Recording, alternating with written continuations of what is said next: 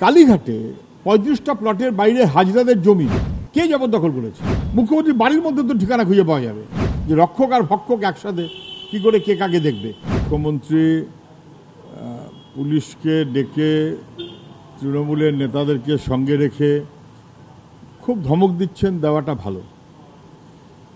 এত জবরদখল হবে কেন? জবরদখল কোথায় হচ্ছে? তৃণমূলের পার্টি অফিসগুলো দেখলেই আপনি বুঝতে পারবেন তার সিংহভাগ জবরদখলে, রাস্তার উপরে বিশাল বড় এসি টেসি লাগিয়ে নতুন নতুন কায়দা। তা আগে ওইটা দিয়ে শুরু করুন না, আপনি আচরি ধর্ম। কালীঘাটে ৩৫টা প্লটের বাইরে হাজরাদের জমি কে জবরদখল করেছে? মুখ্যমন্ত্রীর বাড়ির মধ্যে তো ঠিকানা খুঁজে পাওয়া যাবে, একটা না একাধিক। ৩৫টা প্লট কোথা থেকে আসলো হঠাৎ করে? ওগুলো কি সব একেবারে ঠিকঠাক? কোথা থেকে হলো? ফলে যদি এমন হয় যে শাসকের যারা মাথা তারা নিজেরা জবরদখলে আগ্রহী এবং উৎসাহী, তৃণমূলের পার্টি অফিস জবরদখলে আগ্রহী এবং উৎসাহী, এবং পুলিশ সেটাকে যদি ধামাচাপা দেয়, তাহলে পুলিশের পক্ষে বাকিদেরকে তো বলাটা সহজ হয় না। অবশ্যই জবরদখল বন্ধ করা উচিত, কিন্তু রাস্তায় একজন কেউ ছোটোখাটো জীবিকা করছে সেটা অন্য জিনিস, সেটা না।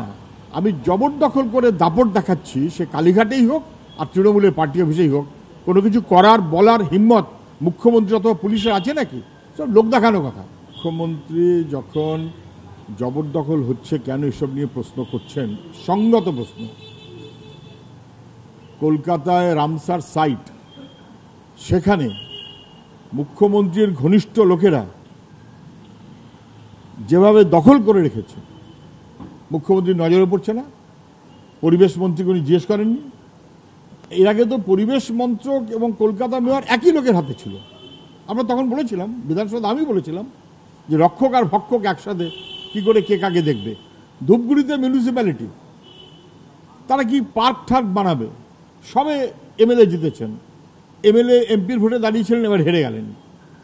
তো যেহেতু ওই সবে কদিন আগে এমএলএ জিতলেন, আবার এমপি হয়ে দাঁড়ালেন, দাপট অনেক বেশি, 7.5 বিঘে না কি একটা কি জমিতে কি পার্ক ঠাক করবে বলে সেহেতু জবরদখল। ফলে জবরদখলের আমদানি যদি শাসকের মাথাটা করে, তাহলে আপনি সাধারণ মানুষকে বলতে পারাটা কঠিন হয়ে যায়। আমি সেই কারণেই বলছি, অবশ্যই জবরদখল যাতে না হয় দেখা উচিত। জীবিকার কারণে কেউ কিছু করছে একরকম, যুগ যুগ ধরে চলছে। রেল স্টেশনে হকাররা বসে, অন্য জীবিকা। কিন্তু তার বাইরে পার্ক বানাবো বলে, দেখতে সুন্দর করব বলে, পার্টি অফিস বানাবো বলে বন্ধ করুন।